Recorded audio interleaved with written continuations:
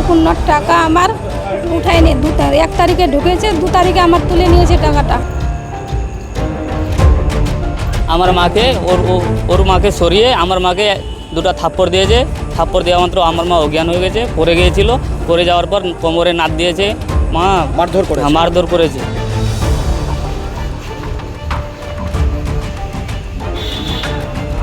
অন্নপূর্ণার টাকা আমার উঠায়নি। 1 তারিখে ঢুকেছে, 2 তারিখে আমার তুলে নিয়েছে টাকাটা। কে তুলেছে? ব্যাংক হোল্ডার তুলে নিয়েছে। কোন ব্যাংক? সিএসপি?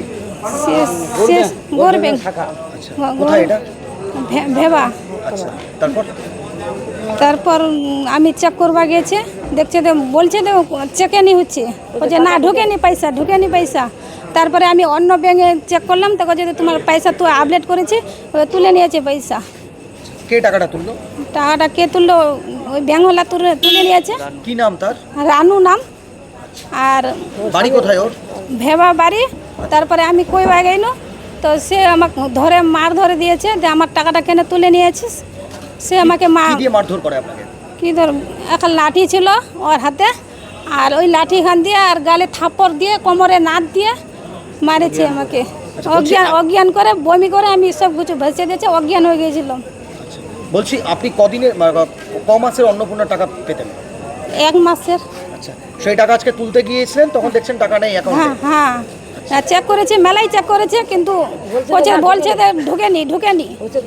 আর সে 1 তারিখে ঢুকেছে, 2 তারিখে আমার তুলে নিয়েছে। তো কি চাইছেন এখন আপনি? শাস্তি হোক, যে মারধর করেছে হ্যাঁ, তার শাস্তি হোক, এটা চান? হ্যাঁ, ওর শাস্তি চাই। ঘটনা হয়েছিল এই যে অন্নপূর্ণা ভাণ্ডার যে চালু হয়েছে, তো আমাদের মোবাইলে মেসেজ এসেছিল। 1 তারিখে মেসেজ এসছে যে 3000 টাকা ঢুকে গেছে।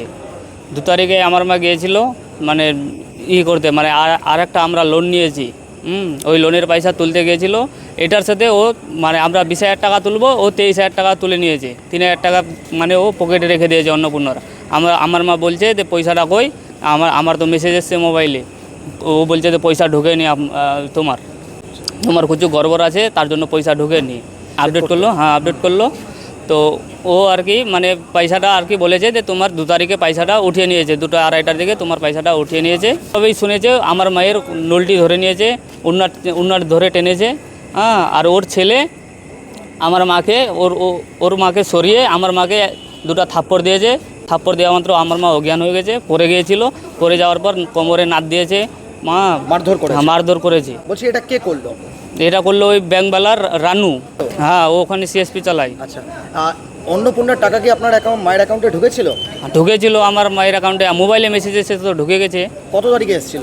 1 তারিখে মেসেজ এসেছিল। আচ্ছা, তারপরে সে যখন টাকা তুলতে চায় তখন তাকে টাকা দেয় না? না, বলেছে যে ঢুকেনি পয়সা। কি চাইছেন এখন আপনি? আমরা নিয়েই চাইছি যে কি এরকম কেন করছে পয়সাগুলো। এইভাবে তো ব্যাংকে পয়সা রাখা যাবে না। আমাদের ভিডিও ভালো লাগলে লাইক এবং শেয়ার করুন। কমেন্ট সেকশনে গিয়ে জানান আপনাদের মতামত।